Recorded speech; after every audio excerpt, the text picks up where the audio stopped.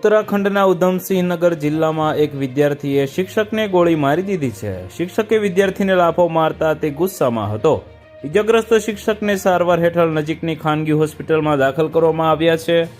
તેમની હાલત ગંભીર છે। આ દુર્ઘટનાનો સ્થાનિક શિક્ષકોએ ભારે વિરોધ કર્યો છે।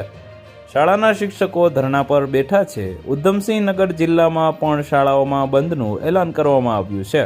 ઉધમસિંહનગર જિલ્લાના કાશીપુરમાં આવેલી એક શાળામાં 9મા ધોરણમાં અભ્યાસ કરતા એક વિદ્યાર્થીએ પોતાના જ વર્ગ શિક્ષક પર જીવલેણ હુમલો કર્યો હતો।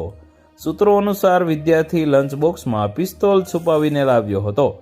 અચાનક શિક્ષક પર હુમલો કરી દીધો હતો। ગંભીર રૂપે ઘાયલ શિક્ષકને તુરંત હોસ્પિટલમાં સારવાર હેઠળ ખસેડવામાં આવ્યા હતા।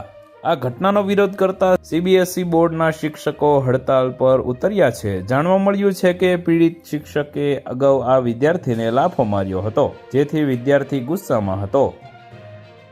તો વધુ માહિતી મેળવવા માટે ચેનલ સાથે જોડાયેલા રહો। વિડીયો પસંદ આવે તો લાઇક કરી દેજો। ચેનલમાં નવા છો તો સબસ્ક્રાઇબ કરી દેજો।